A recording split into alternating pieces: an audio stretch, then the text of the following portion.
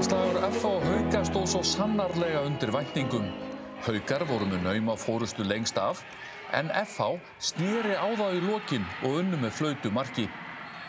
Afturhaldning mætti Stjörnunni í Garðabæ. Mosfellingar unnu góðan sigur eftir magur gengi upp á síðkastið. Það var svo sannarlega hart tekist á þegar IBF og KA mættust í Eyjum.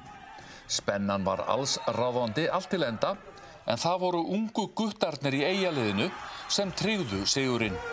Viktor Sigurðsson byrjaði frábærlega með Fram eftir söluna frá Val og hann lagði grunninn að stórsigri á útivelli gegn HK sem komst niður á jörðina eftir góða sigurhrinu.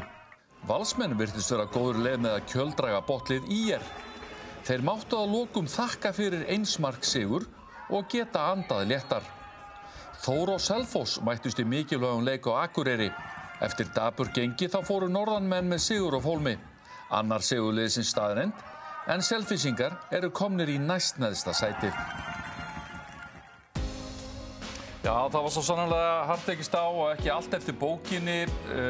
Svo sannarlega ekki, má segja, óvæntur sigur FH-inga gegn Haukum sem höfðu þetta unnið 6 í röð.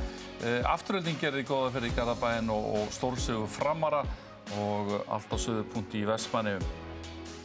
Svona staðan, Afturhaldning og Haukar núna með 12 stig. KA, IBF og Valur 10, FH 9, Fram 8, Stjarnan 7, 6, HK 6 og Þór sömuleiðis. Og Selfoss og ÍR eru hann í neðstu sætinu. Selfyssingar eina liði sem hefur ekki náð að vinna leik.